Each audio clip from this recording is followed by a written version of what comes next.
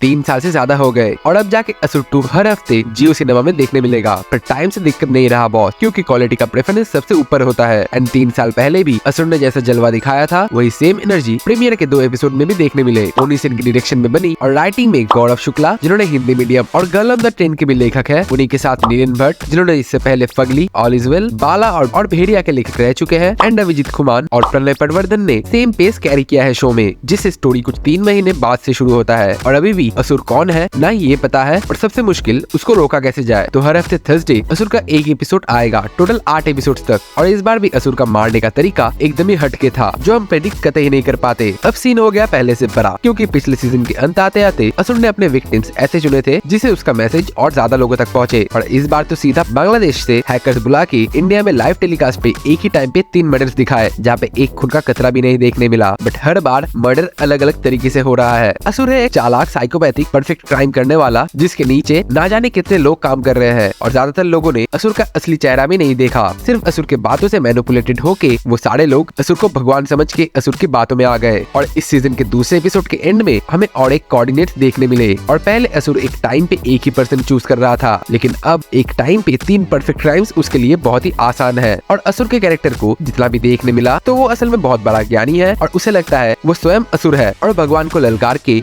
वो देखना चाहता है कि सच में गॉड एग्जिस्ट करते भी या नहीं। और असुर की आइडियोलॉजी सुन के तो भगवान के आइडियलिज्म में भी कुछ देर के लिए शक बैठ जाता है। बट असुर को जितना बड़ा एक्सपोजर चाहिए उतना मिल नहीं रहा। असुर सीरीज पूरे तरीके से वर्ड ऑफ माउथ पे चल रहा है। अगर इसका एडवर्टाइजिंग और जमकर किया जाए तो और ज्यादा लोगों तक ये पहुंचेगा। और असुर देखते वक्त मुझे फील होता है कि सच में सामने वाला बंदा करे तो करे क्या, एक over the top genius serial killer खड़ा है जो किसी को मारने की प्लानिंग इतने पहले से शुरू करता है कि जब तक पुलिस उन तक पहुंचे उसका काम ऑलरेडी फिनिश। और सीजन 1 तक हम सोच रहे थे रसूल असुर है, बट असल में जब रसूल ने बोला था उसने मैथ के एग्जाम में फेल किया और उसने अपने टीचर को भी मार दिया था, तभी काफी लोगों के लिए ये क्लियर बात हो गई थी कि असुर जैसा फोटोग्राफिक मेमोरी वाला बंदा मैथ्स में फेल कैसे हो सकता है। और सीजन 2 में ये बात और क्लियर हो जाता है कि अब तक हमने जिन लोगों को भी देखा है असुर उनमें से नहीं। इवन केसर भारद्वाज, जो पिछले सीजन के एंड में स्पीकर पकड़ा जाता है, उसका जेल में आना और निखिल नायर का उस कैद से भाग जाना भी असुर का ही प्लान है। अब सच में ये सब असुर के प्लान में है या फिर असुर सब कुछ कंट्रोल में दिखाने के लिए दोगलापन कर रहा है, ये बात क्लियर नहीं। बट अभी तक असुर तक पहुंचने के लिए एक भी क्लियर क्लू नहीं मिला। बट रसूल अब शक के दायरे में आ गया है, तो वहाँ से कुछ लीड मिल सकता है। एंड धनंजय राजपूत अब अकेले काम कर रहे हैं, जिसमें रिस्क ज्यादा है, बट असुर तक पहुंचने का दूसरा और कोई रास्ता भी नहीं, क्योंकि ना जाने रसूल जैसा और कितने रहेंगे डिपार्टमेंट में। तो अपने बेटी को खोने के बाद रिवेंज पर्पस से ही निखिल नायर एंड नैना नायर असुर तक पहुंचना चाहते हैं, बट दोनों के रास्ते अलग है और इस रास्ते में अभी भी अंधेरा ही अंधेरा है। उम्मीद की छोटी सी किरण भी कभी कभी जल के फिर बुझ जाती है। अब आगे हफ्ते दर हफ्ते लेयर्स में स्टोरी क्या क्या और रिवील करता है या फिर और मिस्ट्री इंटेंसिफाई होता है, वो देखना मजेदार रहेगा। और अगर वीडियो अच्छी लगी तो लाइक करके असुर को अपने दोस्तों तक पहुंचाने के लिए ये छोटी सी वीडियो शेयर कर दो। एंड पॉप कल्चर से रिलेटेड टॉपिक पे अपडेटेड रहना चाहते हो तो वीडियो के नीचे जो लाल बटन है उस पे एक असुर का मास्क फेंक के मार दो। And me signing off, you just watched show define.